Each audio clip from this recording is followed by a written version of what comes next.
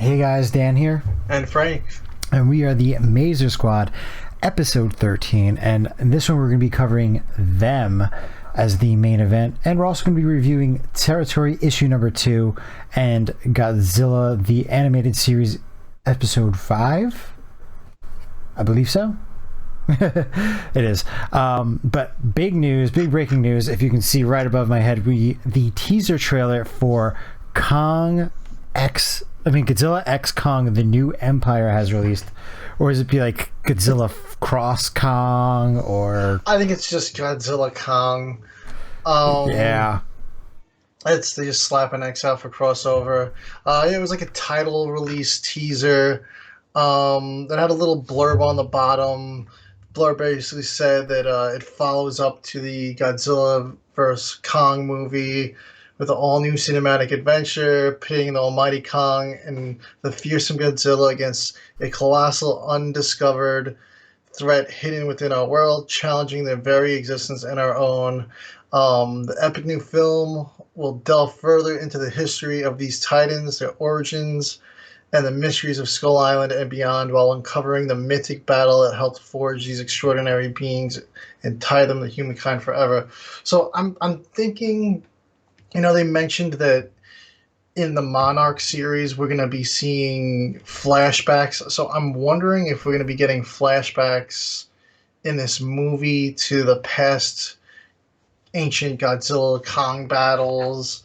The trailer shows a new gorilla, some sort of monkey, maybe it's not a gorilla. He's got really thin arms. I thought it looked somewhat orangutan-ish, but it's just really a silhouette that we're getting so far. And like one very, very close-up face shot. Like like the eyes and a little bit of the mouth. Like that's it. And there's been some brightened up image going around online, so you can actually see that whoever this new monkey is, gorilla, whatever it's going to be, it's going to have war paint or possibly blood all over its face. It looks like it's all red around its eyes. I'm thinking maybe this ape is the Emperor. Maybe this is the Emperor Kong. We're gonna have what's a king to a god to a king, and then what's a king to an emperor thing going around online now. At first, I saw some theories of like, oh, it's genetically made kaiju, or from the way that this description was on the trailer, it really makes it sound like it's something in Hollow Earth, or something maybe there's a second Skull Island or something. Maybe this new empire is just, there was a hidden tribe of Kongs underground and they survived, and there's an army. Maybe it's going to be the villain of the movie is going to be an army of gorillas. Yeah, I'm interested to see where it goes. I wasn't quite expecting this as the big bad. I know some people were upset that it wasn't like a Godzilla kaiju, but I don't know if Legendary is interested in doing anything beyond the main ones that they have already done. So I was expecting something somewhat new.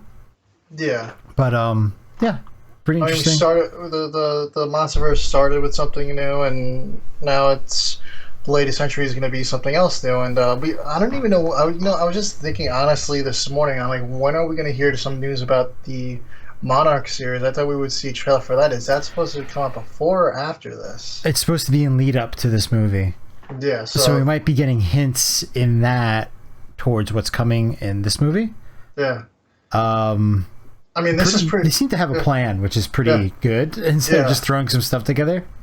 I mean, it took forever to get a Godzilla vs. Kong trailer, and this little title reveal teaser is more than we got for Godzilla vs. Kong, so... It really was. I was honestly surprised when this dropped today. I know, we were like, 1 year anniversary show, it's going to be a slow one.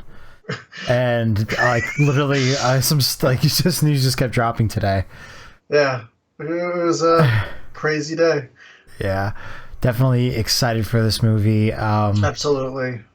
Probably going to start getting a better idea once they start announcing more of the cast. Yeah, and what this could possibly be if they start announcing character names and stuff.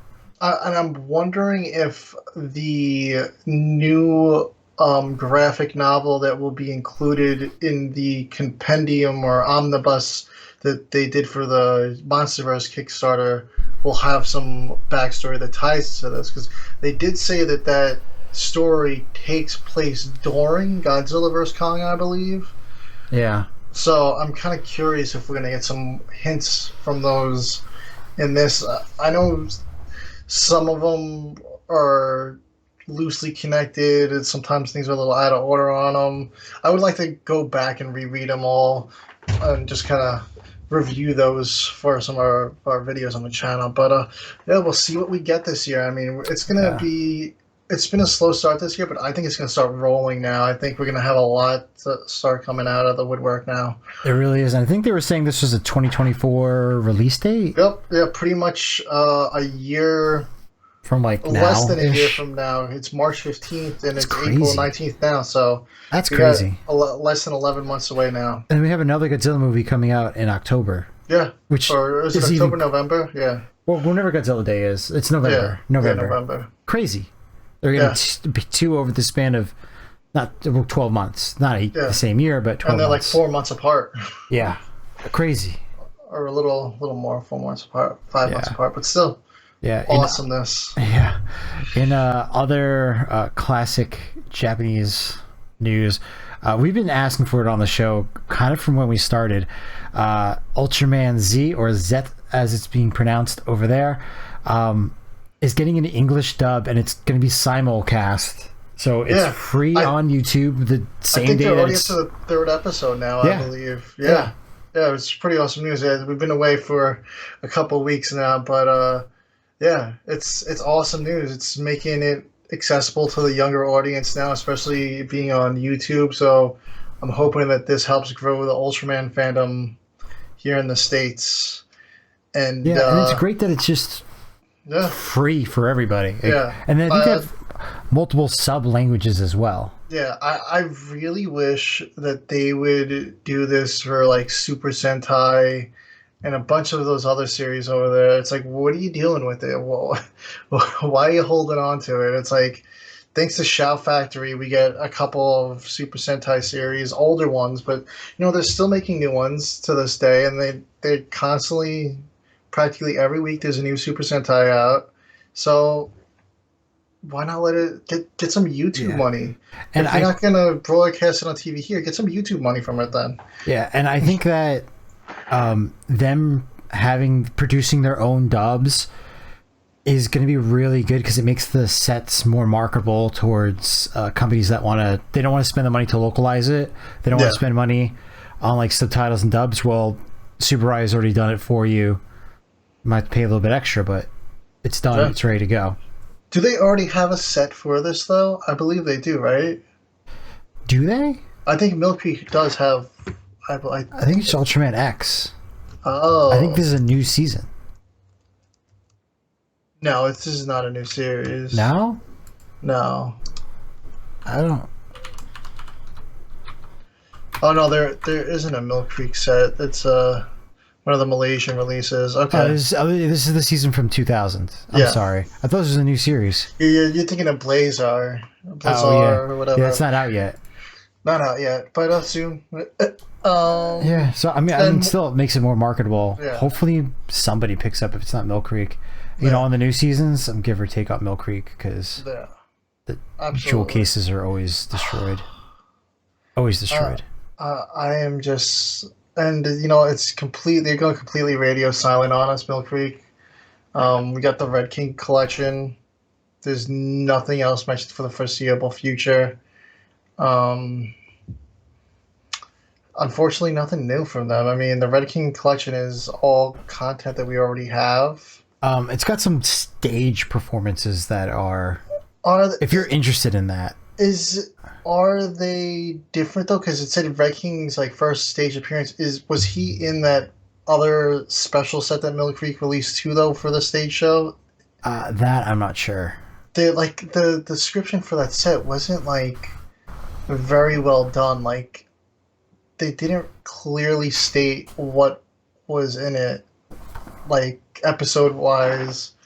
I don't know if it's been updated since its release. Somebody's got to have put out exactly what's in the set. But when you look at like the web descriptions on the listings, it wasn't very accurate. And even looking at the back of the box, it didn't really tell you what's in it. I can't tell. Yeah.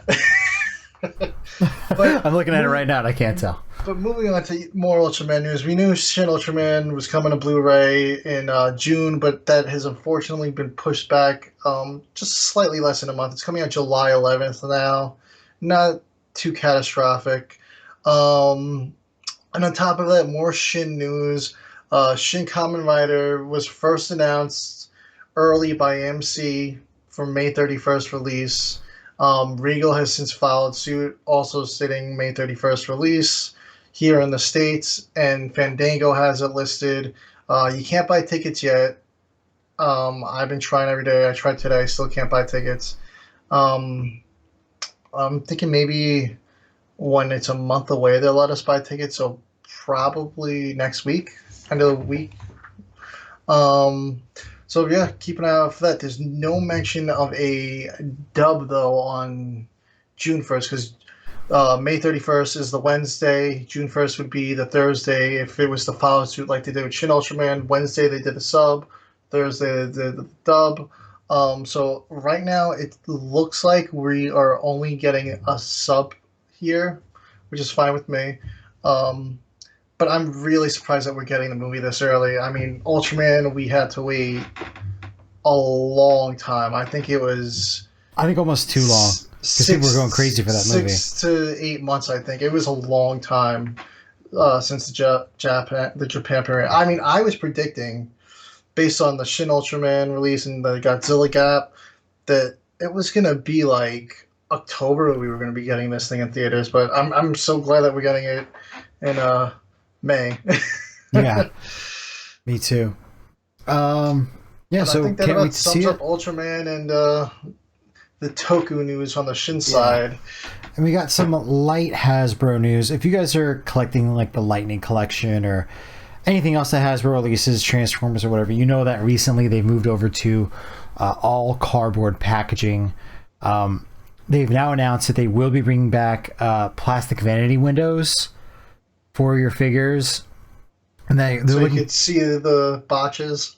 Yeah, it's just so we can see the botches instead of just leaving them in the box. But you know, it sounds like they're gonna have 2 SKUs for each figure now. One with just cardboard, and then one with a vanity window. I wonder, is there going to be a price difference? I'm sure the plastic is going to cost a tad more. I don't know, because I feel like it's maybe like I don't think they're going to be making like large amounts of these vanity ones. I wouldn't be surprised if they were just on Hasbro Pulse, so you're already paying like that suggested retail price. You know what I mean? So you know, I think this is good for collectors. The way I look at it is, if you're going to actually play with the toy and take it out and display it, get the cardboard packaging. But if you're the type of person who leaves it in the box, just having it in a box sealed that you can't see, I don't really know if that really does it for people. And it's not really contributing. It's like the Super 7 Rodin. I really like that it came in like the blister pack kind of. Yeah, because you can actually see it. Yeah, because then it's just a box. And then if you're the type of person who's going to leave it in the packaging anyway, it's not producing more plastic waste, because technically action figures are plastic waste. I mean, it's not really contributing that much more to anything. Like, you're like, oh, they have this little piece of thin plastic instead of this inside is all plastic too. So it's not really doing that much more anyway. Yeah. But yeah, if you're the type of person who takes it on plates with it and throws away the packaging, then yeah, get the cardboard version. There's no reason for you to get the plastic version. Yeah. And in other Power Rangers news, probably the strangest thing that Hasbro got rid of when they took over from Saban was one of the fans. It wasn't a moneymaker, but it was one of the fans' favorite things, and it was just good community outreach. And that was Power Rangers Hyperforce. It was essentially Dungeons and Dragons, but with Power Rangers. And they had old cast members come on, and they'd be the Hyperforce Rangers. Well, now they're getting a spin-off comic book. It looks like it is a one-shot. It's called Power Rangers Unlimited Hyperforce. It's coming out July 19th. And yeah, I mean, pretty exciting stuff. I didn't follow Hyperforce when it was out because I really didn't have the time to watch like a 2-hour stream every week of this. But I just know that people loved it. And they made it into the mainline comic books. Everyone's really excited about it from what I've seen today. Yeah. And it's got some radiant black and pink staff on it, and Megan Flores has done Mighty Morphin Power Rangers stories before. The Radiant series, I've been like, all right, that's on the list next for me to get into once I catch up. And I've been being the last couple of weeks, I've been on top of comics lately, so I'm trying to catch up on my backlog. So that Massive Verse, what they call it, is next on my list because I think Inferno Girl Red, once that trade paperback drops in June, I'm gonna pick that up. That'll be my first Massive Verse comic there. But I definitely want to go back and check out the Radiant Pink, the Black, and I know there's really good comics. And I think I'm gonna check out this Hyperforce comic since it's a one shot. It says one shot number 1, so we could assume that there'll be another one based on the success. I think this is gonna be successful. I mean, I do too. The Power Rangers, the Mighty Morphin Power Rangers comic has been ongoing for 108 issues now. They just released 108 today, along with the volume that includes 100 to 107 today as well. So we have a lot of Power Rangers content, including the Netflix show premiered today. If you're watching this, it's probably a couple days before now. But it's funny because it's also our 1-year anniversary is the anniversary special. And I've seen a few comments about it saying that they did this special really well, and everyone's like, I want to see more specials like this, and I hope they do. So everyone check that out so we could hopefully get more if this is successful. Definitely. I would hope so because it's like it just makes sense. Like people want to see the old cast members, and it's nice when they do the anniversary episodes.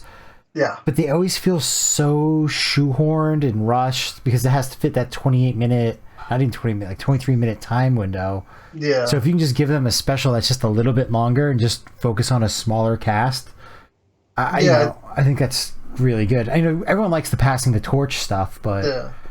I took a peek this morning. It's a 55-minute runtime, which is a nice perfect length of time. Perfect length. So it's like a mini movie almost. It looks like I saw like the Netflix like auto plays like a little trailer, and I saw some characters and whatnot. So it looks really cool. So I'm excited to check it out. The trailer looked good, but this little preview showed a little more of what's going on. So I was like, oh boy, I gotta stop watching this before it gets spoiled for me.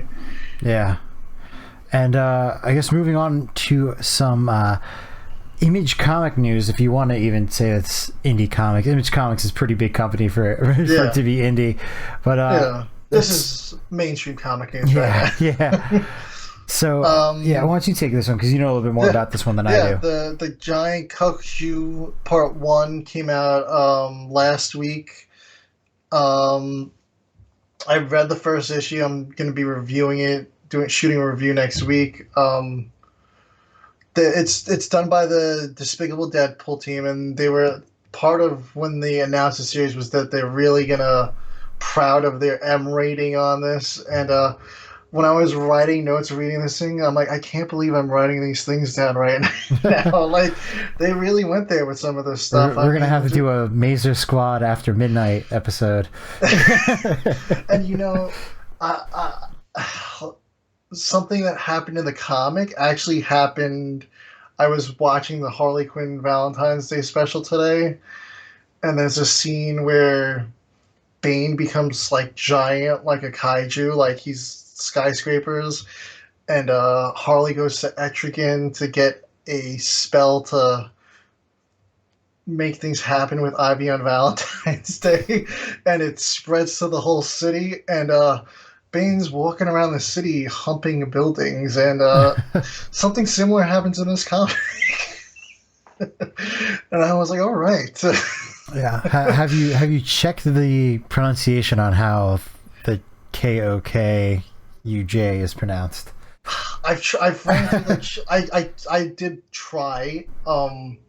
There's nowhere out there for like a robot, and they were saying Kokju. So, But we have to wait for an interview. Yeah, I'll have to wait for an interview. I want to know what the proper pronunciation is. I know some of the other things what you're thinking could be too. And I'd say probably more accurate indie comic news. Yes, we have Kaiju and Cowboys issue number 1 and 2 Kickstarter started on Monday, and I think has it reached its goal already? No, is it very close? It's really close. It's like less than $300 now. I think they'll hit their goal by the end of the week. I wouldn't be surprised. They did really good, and it's really crazy. I've seen a lot of the last couple of years. I've been backing a ton of indie comics and Kickstarter, Indiegogo. They're $3 short. They're $3 short now. $3 short. Wow. I just checked a couple, literally an hour or two ago. Wow. So they're going to hit it any minute now. Sometime during this podcast they're hitting it. So, yeah. But they have stretch goals now. The first stretch goal is a prequel. Now, I'm not sure if it's the issue 0 that their first Kickstarter was. It said they've never before seen stories in the description. So that is the first milestone stretch goal. I believe that's when they hit $3,000, right? Yes. And then the next one is the $4,000 mark. That's for the backers that I believe paid for a slightly higher $50 and up. The $50 tiers. That will include a Kaiju and Cowboys binder that you could use to keep your comics in. Frankie B, he does the trading cards. You could buy some card sleeves, I'm sure, and stick those in there too, so you can keep all your Kaiju and Cowboy stuff together. Yeah, I'm really glad for them. They really nailed it with Kickstarter. I honestly think Kickstarter is the platform to go. For some reason, I've seen the most success on there for indie comics. Yeah. It took them 2 months to do this on Zoop. Yeah. So they smashed it on this one, honestly. Yeah. And Indiegogo too. I've seen comics on Indiegogo. They do all right, but for some reason, Kickstarter, I don't know if it's just the crowd. It just draws in more people, and I'm really glad that they went with Kickstarter. Yeah. I feel like there's probably just a comic community on there. Yeah. And they're just like, yeah, I'll throw $5, $10 for an issue. Yeah, absolutely. Whether it's a digital, physical. Yeah. But congrats guys, and we can't wait to see what else is to come. I know you're working on issue 6 already, so yeah, I know we know more campaigns are coming. Yeah, they're killing it. And in more indie news, we have Fall Man issue 2 is supposed to be launching end of April. No exact date. That is going to be done through fundmycomic.com. That's a new one. I took a look at the site. The stretch, the funding goals, the ranges are massive. The goal for Fall of Man on Indiegogo was not too high, so it funded pretty quickly. I got my physical. I did the unboxing. You can check that out on our channel for issue 1. They gave you a ton of stuff. I did not. When I unboxed this thing, I was like, how much stuff did I get? They did a really good job with that series. And we might be reviewing that in one of our next few episodes after we finish this Territory run. We only have one more issue after this episode of Territory to do. So keep an eye out for that. We'll be tweeting that out whenever that goes live.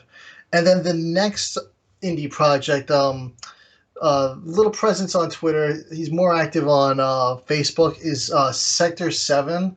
The art for this looks insane. It looks almost like diesel punkish, Fallout-ish. The plot for this one goes, on the historic day of the moon landing in 1969, the Cold War goes hot, leaving the entire northern hemisphere a nuclear wasteland. Forced to unite using hidden in classified technologies, humanity creates a utopia beneath the nuclear demarcation line named the Veil. But can this utopia last? With the world's resources destroyed, some wonder how long humanity can hold out before the next war for resources begins. Um, they tout that the book will be like nothing we've seen before. It's co-created by Matthew Boyce and Ronald Mox. I practiced this one. Marsicki Jr. Um, we've tweeted out some of the art.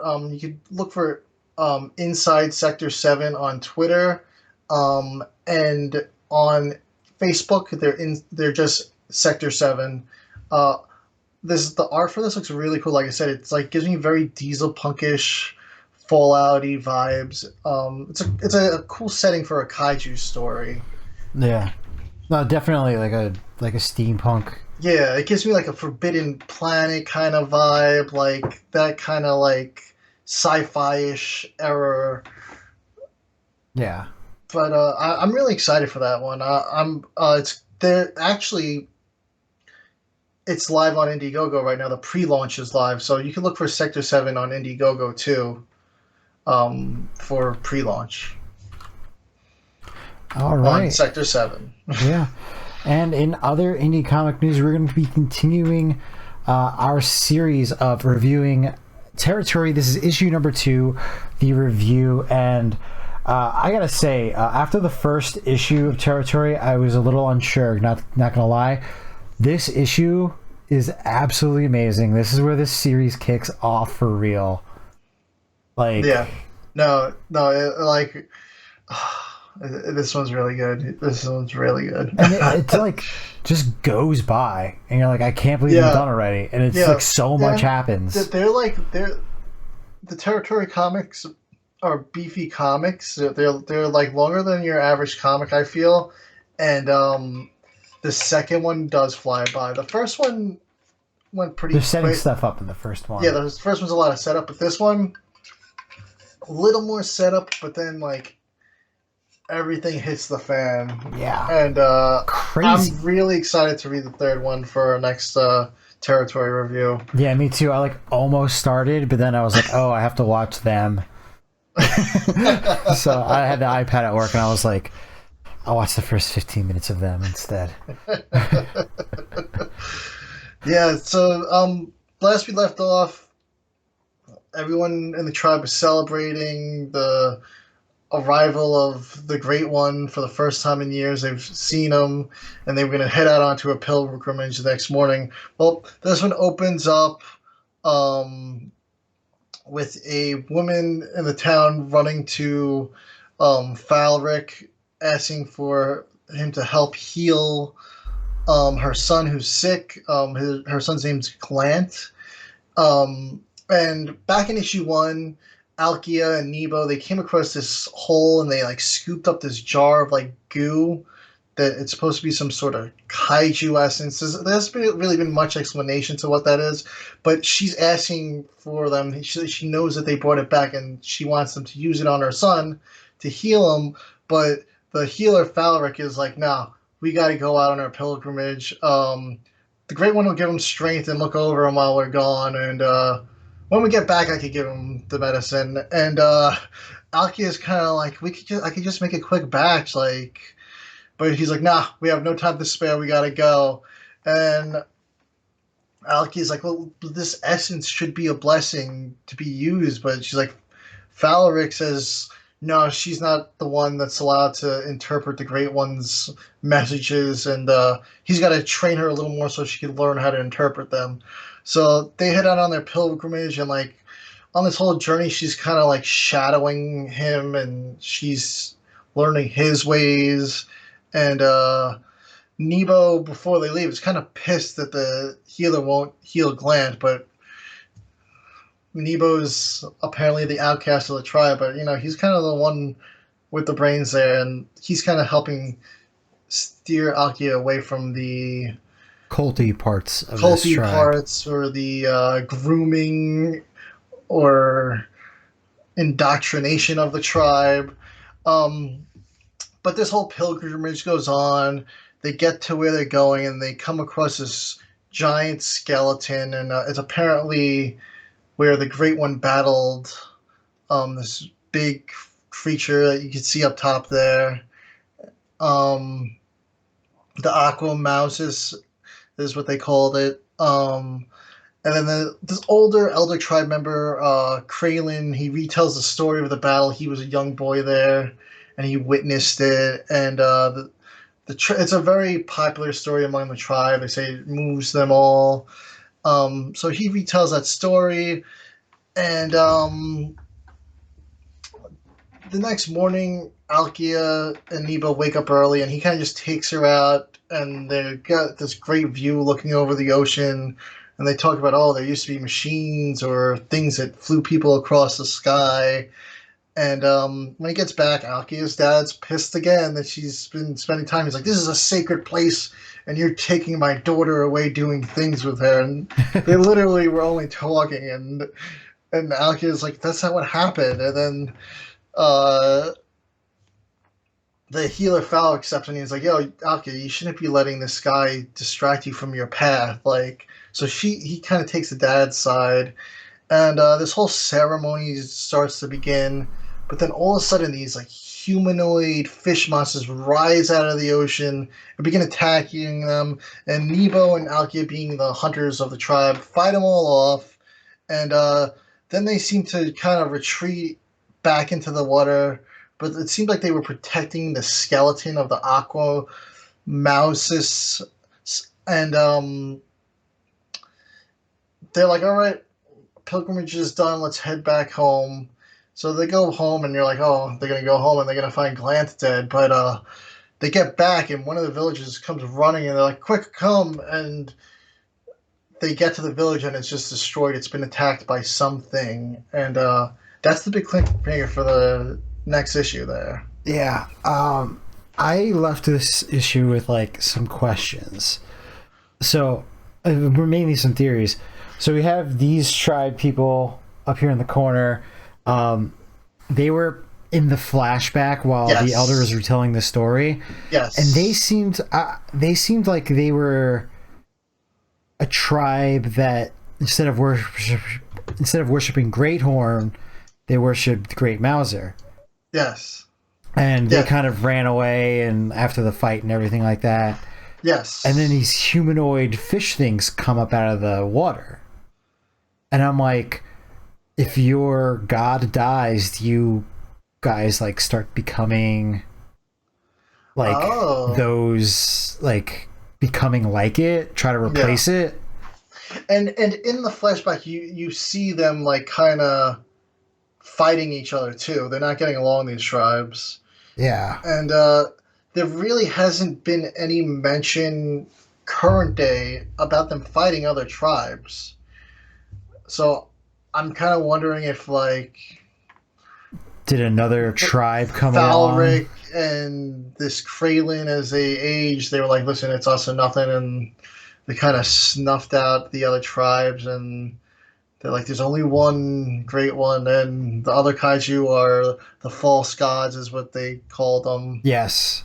And my other question, which I think we're going to find out very early, issue 3, I mean, I did flip through it, I just didn't read it, is did another tribe attack them? And was there another kaiju that's going to maybe possibly topple Great Horn? And then are they going to be displaced? I don't know. I'm kind of really want to read issue 3 right now to kind of. That's a cool theory. Answer because I mean we all got that print. I mean it's right next to your head. Yeah. You can see that Great Horn is fighting another kaiju. Yeah, yeah. So it looks like a really cool kaiju too. So the thing is there a tribe attached to that one or not? There has to be, right? Maybe. Yeah, maybe.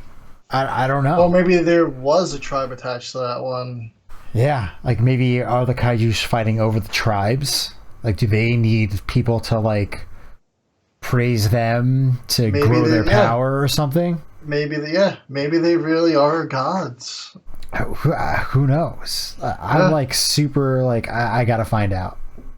Yeah, and I'm really interested to see when issue 4 is going to be dropped, because I know everyone's got issue 3 now. I'm curious to see what's next. I know it's a five. Is it a five-parter or a four-parter? I think it's going to be a five-parter. Um, I'm sure it's going to be Yeah. a big one too. So Yeah, no, yeah, I'm super excited. Like, I want to, like, I'm surprised there's been no announcement of when issue 4 is coming out. I feel like I feel It's like gotta be he's gonna. soon. I feel like they're going to announce it any day now. I could see the campaign starting sometime in the next couple months. I'm really excited for it. Yeah. Um, yeah, like I said, I could honestly see just from these first two issues that I've read, I could see this totally being like a HBO series or some sort of mini series. Definitely. I think it would make an absolutely great series. Yeah. You mean a Max series? A mag. Oh. Oh god. Oh, but yes, looking forward to issue 3. One thing we do want to mention to you guys is the first two issues are up on Blake's website for Yes. free, so you can just read Yeah. them. You don't have to pay anything. Yeah, he's got him on his Twitter. If you follow Blake McCarthy on Twitter, we'll link it up. Yeah, we're gonna have links in the description. It's on globalcomics.com. He has some global comix.com. He's got the first two issues. And I'm sure next campaign for issue 4, he'll have a catch up if you want to get all of them physical. That's what I did. I got digital, the neon whatever bundle. you're into. I got the neon bundle on this one. Yeah. Yeah. we get The Mars these. bundle. Yeah, those covers are awesome. Awesome. And this is the next one. Yeah. Cannot wait to read this. Yeah, that'll be next episode, guys. Yeah. Yeah, so wait around for that one. Yeah. So I guess we are going to move on. Yeah. And we have Godzilla The Series Episode 5 review. This one was a bit of a different episode. Yes. No enemy kaiju this episode. You got some drone-ish fly robots, bee robots, if you want to say. But they're small, they're not giant. This was like a Godzilla only episode, if you want to say, for as far as kaiju go. Yeah. So basically, you know, they're at the Heat base, which is just a rundown like seaport, and Godzilla just starts swimming off, and he finds this like homing beacon. So they're And like, he goes nuts. Yeah. Yeah, He's so, going like, nuts. so like, what's going on? Turns out that there's like this Elon Musk type figure, Cameron Winter, and he's developed these nanobots that can control things. So he wants to test it on Godzilla. So They lure him to like a pile of fish too in that opening scene. Yeah. And I wasn't sure, did these bees inject him with like a sedative or something, or did they draw his blood? Because he seemed pretty set on using Godzilla and making an army of monsters later on in the episode. Yeah. So his goals were a little weird because it seemed like they almost put like a hearing aid in his ear at some point, but then It was like similar to King Kong Escapes when they put the thing in his ear, yeah. But then like it seemed like it was like releasing some type of chemical into him, but like it was like a radio wave thing that was controlling his actions. Yeah, because Godzilla's acting all erratic, and all these things are why. And then they kind of figure out that it was Cameron Winter's base that all this signal was coming to, so they go there, and they discover it's Cameron Winter, and it turns out was he like a roommate? Yeah, he was Nick's roommate. Yeah. And so they were old college chums, and Nick's kind of like, oh, this freaking guy. Like, he's not happy to see him. It's not a fun reunion. So he's basically giving them like the tour of the island, and Godzilla's still kind of like swimming off, doing his own thing. He's kind of like attacking his Cameron Winter's stuff. He's on their way to the base, but he's not there yet. So he's showing them a tour of the facility. He's trying to recruit basically all of Heat to work for him. Yeah. And one of basically the main plot points of this is that it comes to light, not that it should even matter, but Randy didn't graduate college. Yeah, he got kicked out. He got kicked out of college. So, for some reason, he's the only person who takes the bait on this whole like offer thing. Yeah, because they're like, "Oh, we could get you back in college." Yeah, it didn't make any sense. I can pull some strings. So he's like, "Oh, well, like this plot is like a plot that doesn't make any sense in 2023, where it's just like most people accept that college is just a completely useless status symbol." So it's just like, yeah, I'm going to get you into college. I'm willing to hire you myself, though, but you can go to college and work for somebody else. Yeah. That'll pay you a lot of money for some reason. Yeah, doesn't make any sense. So, eventually, Nick, everybody rejects the offer. Nick's like, this guy's bad, don't trust him. And Randy's like, I don't know. I think Godzilla might run off and try to do something. Yeah. So I think I should take him up on his offer. So he takes the transmitter from Cameron. Yeah. And he gives it to Nigel, and he hacks Nigel and uses Nigel to install the transmitter in Godzilla, and he gets caught red-handed by everybody. Almost instantly. Literally instantly, because I can't think of the dude's name, the scientist that makes Nigel, like, get your hands off of Nigel, and they get in a little bit of an argument, and then they kind of figure out that he's got this remote, and they crush the remote thinking the remote's what controls it, but it turns out the remote had like nothing in it. It was just like a prop. It's the unplugged-in Player 2 controller. Yeah. And we're just like, use this controller and you can control them, but there's no batteries in it. Yeah.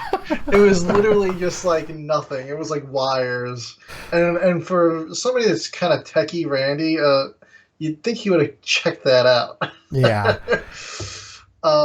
So this is where like the like almost like the motivation and the plot kind of just like twist. So at first he's like, oh, I want to be making like my own super weapons and big kaiju monsters and control the fight. And then it turns into, I'm going to make Godzilla attack military bases so they buy more weapons from me. Yes. Yeah.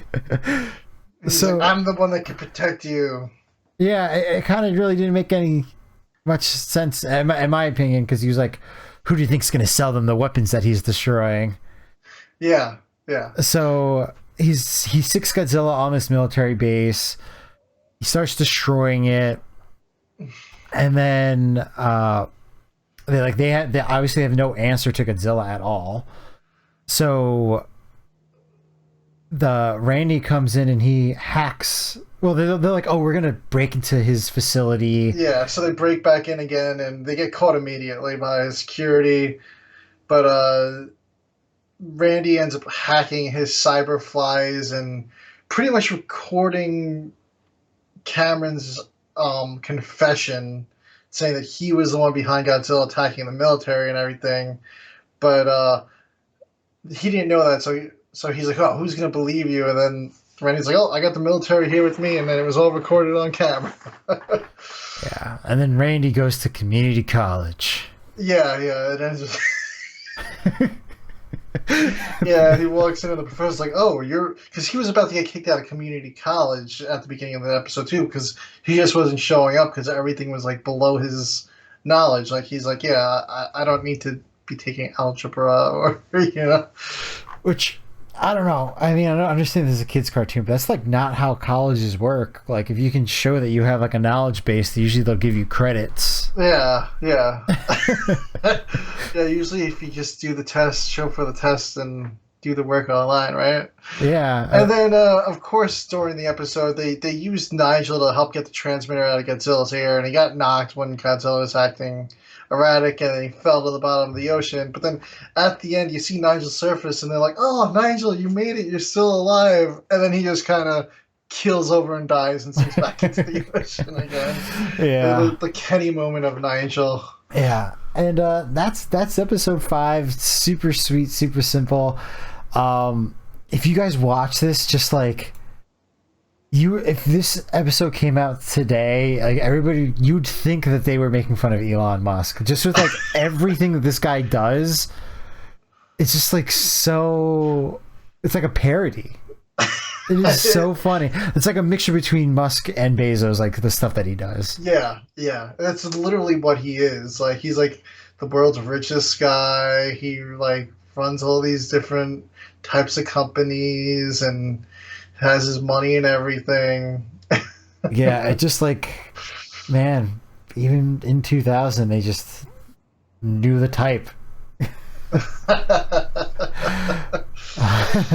All right, so moving on. It's time for the main event, and that is going to be 1954's Them. Know what other movie came out in 1954? The original Gojira. So, Yeah. two of the classic, like, cautionary tales of nuclear weapons, Same year. same year, but two very, very different movies. While Yes. they do have a lot of similarities, very, very different. Yeah.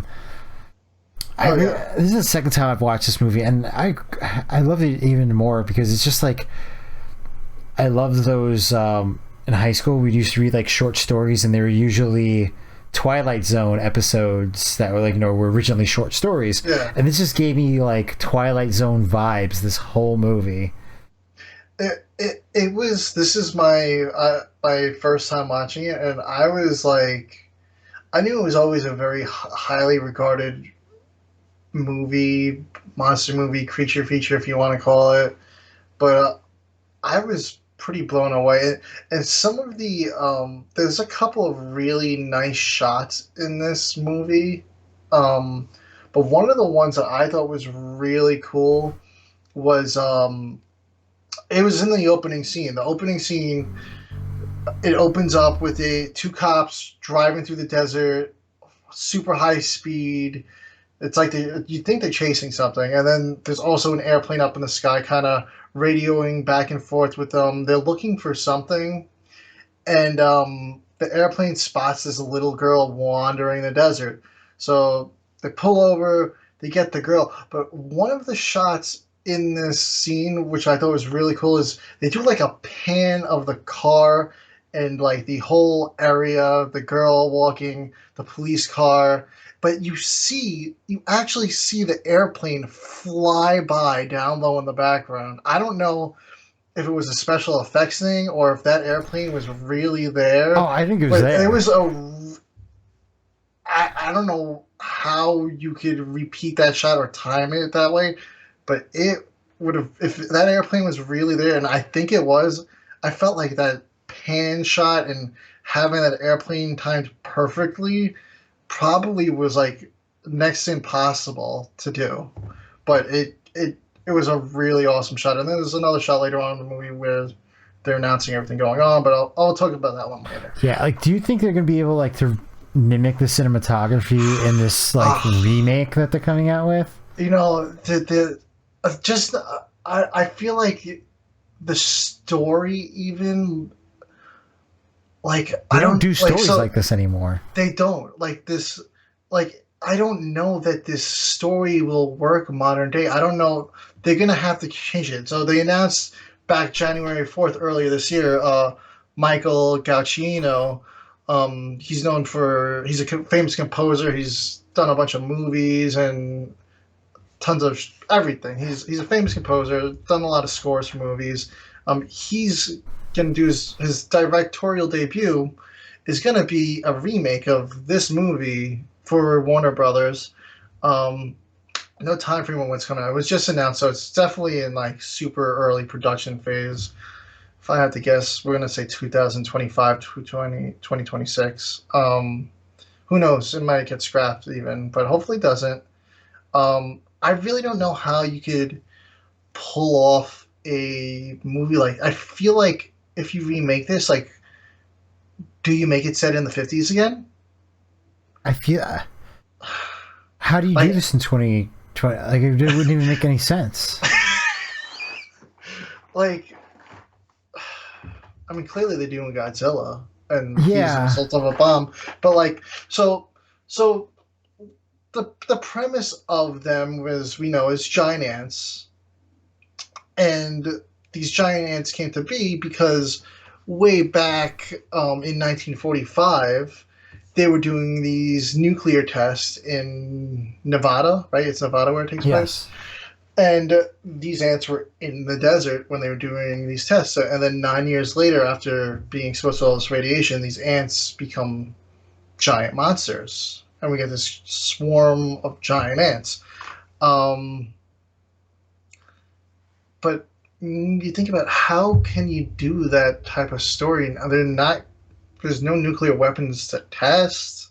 Yeah. I mean, we have the nuclear weapons. Like, back then, it was like something new. Ooh, scary taboo. You can make a movie Yes, like this. yeah.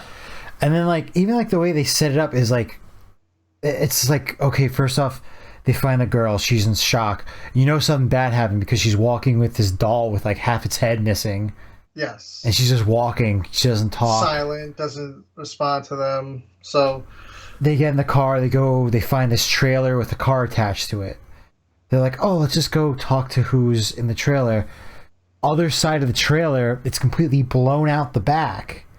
And they're like, oh my God. And, you know, they're looking around. There's money's not taken. There's no bodies anywhere. There's a little blood.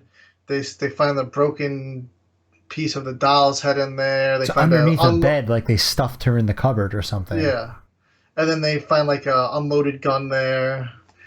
And they find this weird footprint out in the sand, and they're like, oh, what's this about? And then while they're there, the forensic team's there. They're checking it. They're like, I've never seen a footprint like this. I don't know what kind of animal this is. Maybe it was some sort of animal attack. We don't know. And then you hear this chirping, like this sandstorm starts to happen, and you hear this weird chirping. It's a mixture of bird chirps and tree frog sounds that they use to make this sound. And then nothing happens. Yeah. But then something gets reported about some sort of disturbance at a local shop. So our main character, Ben Peterson, goes with his partner to check out the shop during the sandstorm to see what's going on. They get there. The shop's empty.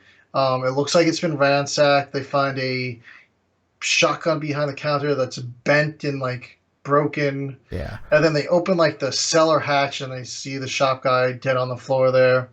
And then they notice like these things of sugar are like knocked over. Yeah, well, there's also sugar cubes strewn about the campsite. Yes. So I think what they were heavily implying was like that these ants somehow like rapidly grew once they got to the sugar. Yeah. Because they kept saying like something broke out of the shop. Something broke out of the RV. Yeah. Like these like something didn't go into it. It like came out of it. Yes. Yeah, the growth of them is not seen on screen. No. But when they finally make their debut, they're big, they're there. So they call in the shopkeeper's murder, and Ben Peterson, the sergeant, he's like, I'm going to go back to the station, get some backup. He leaves his partner there. He's like, you hang on here, keep an eye out in case anything weird goes on. Then we hear the chirping sound again. So the partner goes outside with his gun, and then we just hear screams, gunfire, and then it cuts to Ben in the police station, all bent out of shape and feeling guilty that he left his partner there to ultimately die. And they're like, oh, what happened to him? Yeah, and the body's missing. And the body's missing, yeah. Like, they don't know where he is or what happened. They're assuming he's dead because the other dude in the shop is dead. The RV's empty. There was gun shells at the scene. And during this conversation, it's also noted that the father of the child, and also, you know, obviously the owner of the RV, was an FBI agent who's apparently like a master marksman. Yes. So they were like, if he unloaded his gun, you know he didn't miss. Yeah. So they're like, what happened? So there's no bodies, no blood. Yeah. So with the FBI being involved, they then call in our next main character, played by James Arness, FBI agent Robert Graham. So it takes off. He becomes Ben's like new partner, or they both become partners with each other. Yeah. Throughout the rest of this movie with this investigation. The mysterious footprint, they say, oh, we got some specialists called in and they're flying in to help us out. And they also get the report back from the coroner, who said that the body of the shopkeeper was filled with enough acid to kill 20 men. And they're like, what's that about? And they're like, he had all these other things that could have led to his death. Broken ribs, broken yes. spine, like a bunch of things. But the acid was the big standard. And they're like, what the heck is that about? So these specialist doctors arrive, Dr. Harold Medford and then his daughter, Pat Medford. They arrive on the scene, and he clearly already has a theory based on the picture of the footprint and everything, but they're like, I don't know, let's see. So they kind of being around the bush, and Ben and Rob are kind of getting annoyed with them. They're like, if you have an idea what's going on, tell us. And he's like, well, I don't want to be wrong, so I'm not going to tell you until I know. So he has them kind of take him around. And they go to the first site where they found the little girl. And, well, actually, no, before that. They go to the hospital. Before that, they go to the hospital to visit the girl first. And the doctor, Harold Medford, he pulls out like a vial of. It's the acid. Of acid. And he gives it, he kind of puts it under the girl's nose, and she just freaks out and starts yelling them. So he's like, all right, I got an idea. So they go back to the trailer, and they start looking around. They're finding more footprints. Pat's following the footprints, taking pictures. There's a sandstorm about to go on, and they both have their goggles on, and she trips, and then over the hill rises our first giant ant, and they're like, all right. Yeah, and you hear the noises coming. Yeah. She screams. Yeah. And Ben just goes over there and just starts unloading. And the doctor's like, oh, there it is. Shoot it. Yeah. He's like, shoot it into an antenna. So they shoot the antennas out, and then they unload a Tommy gun on it. He just had it in the trunk. So the doctor's like, oh, I was right. I knew it was going to be ants. And they go back to the base. They're like, what are we going to do? They're like, well, we got to find the nest, because there's a nest that could be hundreds, and they're like, we got to get this going right away because it could spread across the country and the world could be ended by ants. He's like, these ants are resilient. He's like, they could lift up something 10 times their body weight or more. Yeah, I think it was like some crazy number. Some crazy number. It's even more than that. We've all seen ant documentaries. You know that they're like absolutely crazy. Yeah. And he's like, these ants, they wage war and they can take over the whole thing. It's very important to that. And what I liked about, they developed this plan on how to get rid of the ants that are in the desert. And it's very like scientific based. Like they completely thought this through. I feel like if this was a more modern movie, they would have just done what the military guy said and just bombed it and just called it a day. Yeah. But no, they're like, no. We have to make sure that all the ants are in there. We can't let one single ant be loose. So we're going to wait for the height of the day because we noticed the pattern that they don't like the desert heat. So they wait for height of the day. And then it's like, okay, well, how do we make sure that it's hot and that they stay inside? Well, let's just burn a bunch of potassium right on top. Yeah. Or thermite or whatever it was. Yeah, they like pour it all around, and then they shoot it all with rocket launchers, start this like huge fire. Which is absolutely awesome because it's like they don't need to use rocket launchers. But even they're like, oh, I never got to shoot a rocket launcher before. Yeah. And one of the things they said is that, like, for some reason during that scene, even though they weren't in the military, Ben and the FBI agent, Rob, are wearing military uniforms for some reason. They're like, oh, it's a military operation, so we might as well dress accordingly. We get to shoot rocket launchers if we wear this. Ben's like, oh, he has a general with him that's like running this operation, and he's like, I never got to give orders to a general before. Yeah, because basically it's their job to tap the general and the soldiers on the shoulder to shoot the rocket launcher once it's loaded. So they fire this thing off, and then the next plan is to, what did they put? What they were going to put cyanide gas inside into the thing. Smother out the whole colony. Yeah, so they fire it in there, and when they start doing it, a couple ants come to the bottom of the ant hill or nest and look up, but then they quickly retreat back in, and they start gassing them. They gas them. And then they were like, all right, time to see if we got them all. So they go into the nest. Ben and Robert the Coppin. And Dr. Pat Medford. Yes, and then the doctor's order goes with them because she's like, "Oh, I'm the only one that knows how to identify the proper things." And they go through. They find a section where it caves in. They have flamethrowers.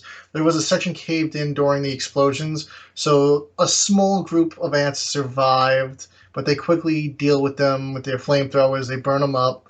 And interesting thing about the flamethrowers is they were real World War II flamethrowers, and they had actual soldiers in the suits using these flamethrowers. And you notice a lot of scenes that they almost shoot the flames towards the camera because this movie was possibly going to be 3D, but they ended up scrapping it. But they still kept the shots in. We're like, all right, we're going to shoot some fire towards the camera. And you could see a couple shots where you're like, all right, I could see that being 3D.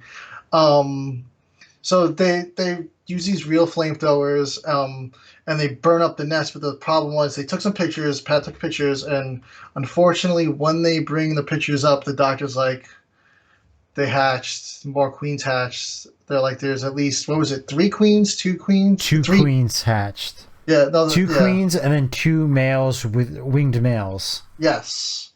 So the whole point of the winged male is that they fly away with these new queens, they mate, and then after they mate, the males die, and females can lay eggs for up to 15 to 20 years afterwards. Yeah. So they're like, shit, the mission failed. Like, we gotta either find these nests, we gotta warn Washington, and they're still keeping this hush hush. This whole operation's been going on, and they're still like, we don't want to create mass panic. So Washington begins kind of monitoring all kind of strange reports of missing persons, murders, UFOs. Yeah. And one of them gets a report of a crop duster. Is that, yeah. Yeah, the crop duster comes first. Yeah, the crop duster that saw 3 UFOs that look like ants. Yeah. So they go visit him in the hospital, and he retells the story. He's like, it was a UFO, but he's like, it looked like 3 ants, like giant insects. And he's like, they think I'm crazy. They have me in this mental ward. He's like, can you help me out? He's like, you guys don't believe me, do you? And they're like, no, we believe you. And they're like, we'll see what we could do.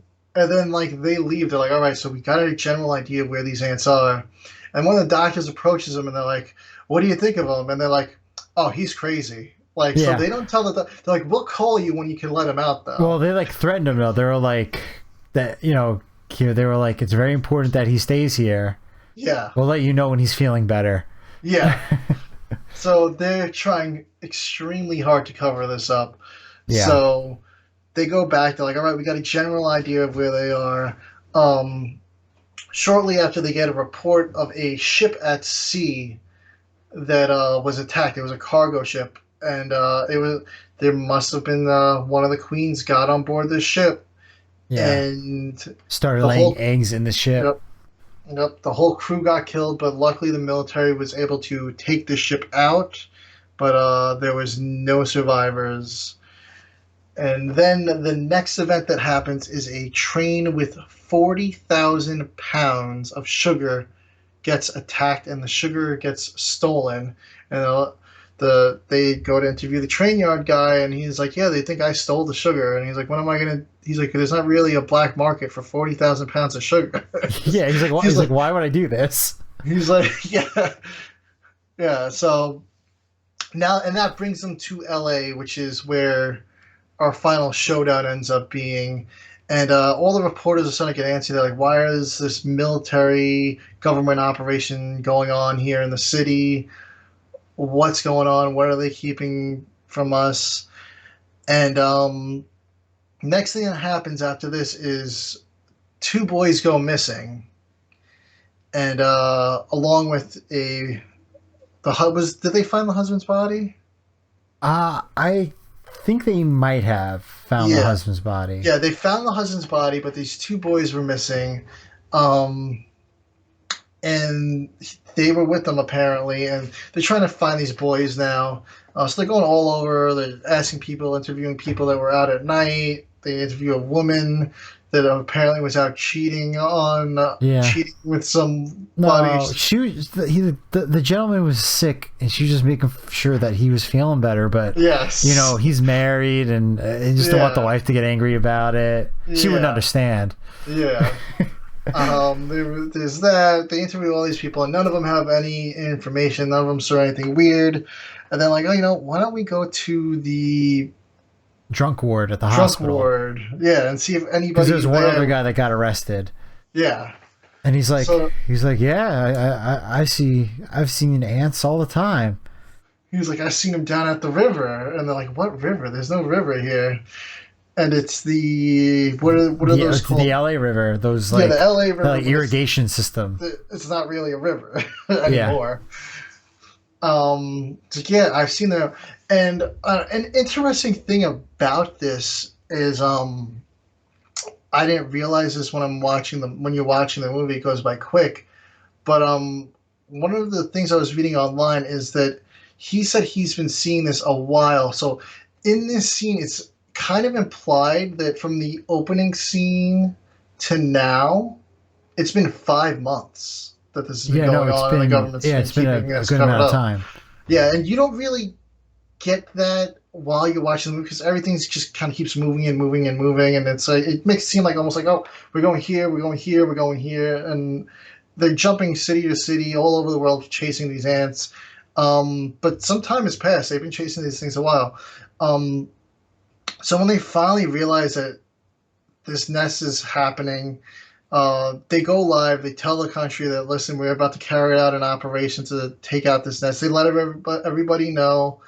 There's a really cool scene when they're listening to a radio in like a diner, and it kind of like zooms in to the window where the people are at the table, then looks out the window, and you see all the military activity going out the window. That was one of my other favorite shots of the movie.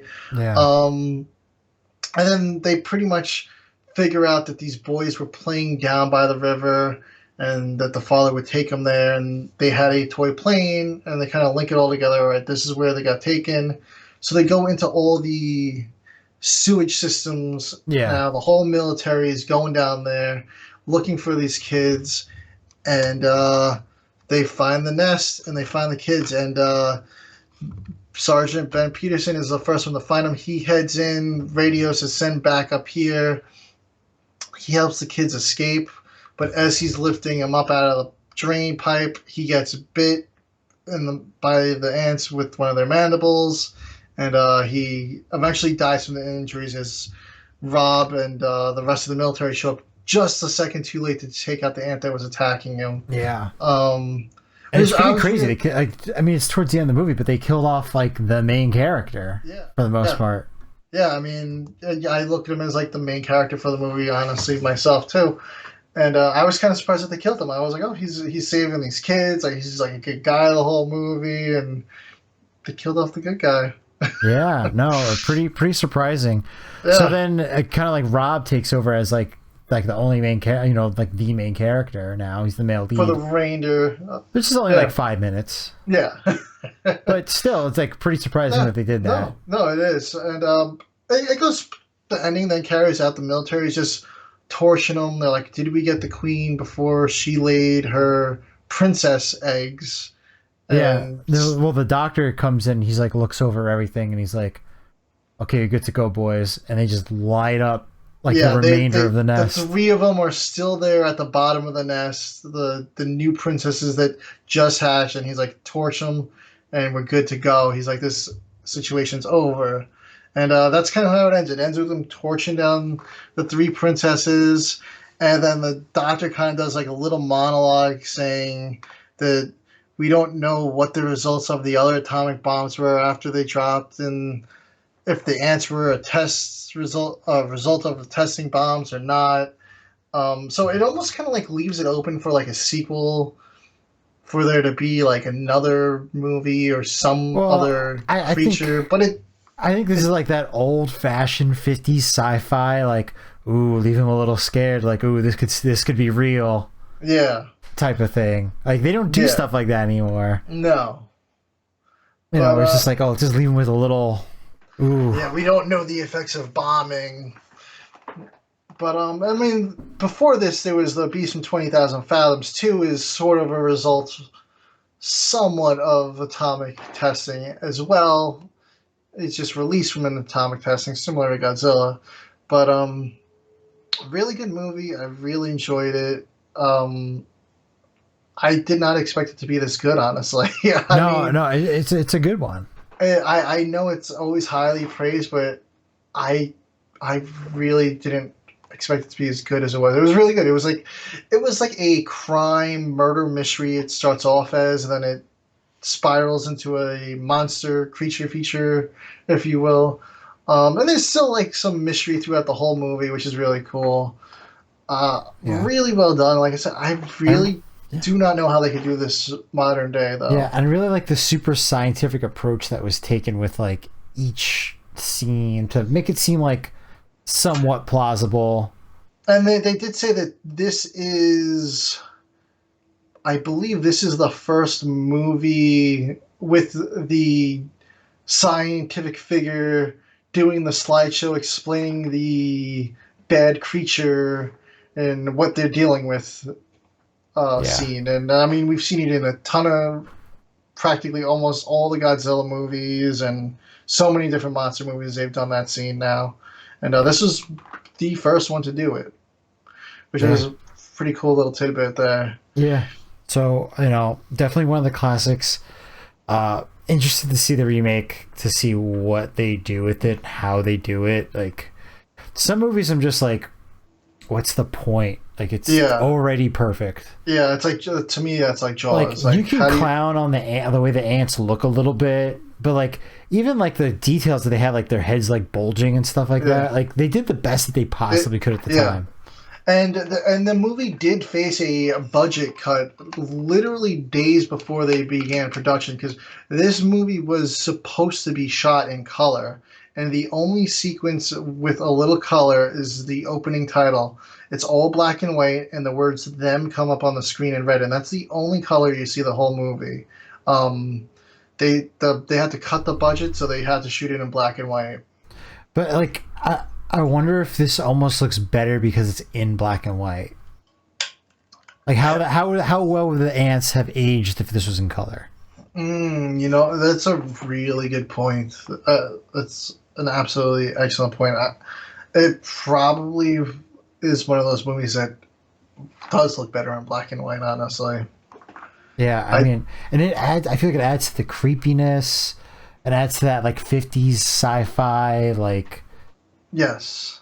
You know, I feel like it just like was like the perfect thing to happen. It gives me like, you know, like it reminds me of like the Birds and like everything, and American Psycho, kind of like the vibe of that, like because it starts off like a murder mystery. Yeah. Some good cinematic shots and everything. Yeah, no, definitely. It was a really well done movie, and it is one of the. It was one, I think, their best movie of the year for Warner Brothers at the time. I'm really excited for a remake, but I'm also really scared for a remake. Like, I feel like this is like a good like you could only do it in this period if you keep this story. Like, what would they do nowadays? Like, would they do like some sort of global warming's causing it, or some sort of ecological thing? I don't know. Some other genetic testing. Yeah, it's like genetic testing, some other type of weird weapon lab experiment escape. Yeah, it's. I feel like it's really hard. Yeah, but you know, with him being a composer, it would be kind of interesting if he did go back to the 50s style, just to do kind of like a 50 style kind of score. You know, like we have like a lot of these like what they're calling, like period pieces, you know, like Stranger Things. Like one of the awesome things about that series is it takes place in the 80s, and it's got an awesome soundtrack where you could almost, if it wasn't for the special effects, you would almost believe that like this movie came out, like that show came out in the 80s, just because of the music. It's just scored so well. Yeah. So that could be one of his things. Is he's like, oh, I want to do a 50s style kind of score, and how can I do that? Remake a 50s movie. I don't know if he's scoring the movie, but I mean, him being a composer, going from the music side to directing side, you would think music would be a very heavy element for him. Definitely. Well, we're gonna have to see. Honestly, I think there's some potential there, but it just depends on what they want to do with it. I think it would be a really different movie to see a 50s style monster movie shot in modern day as still a 50s monster movie. Yeah, but they have to take it serious though. It can't be like a joke. Yeah. No, we can't have like a 8-legged freak style or evolution. I'm really curious about this remake, but I mean the original is just absolutely excellent and definitely one of my favorite movies that I've seen recently. Yeah. So I guess that about wraps it up. We just want to say thank you guys for watching 1 year, and here's to another year. Yeah, here's to another year. Thanks for watching, guys, and keep an eye out for more of our videos. All right, bye.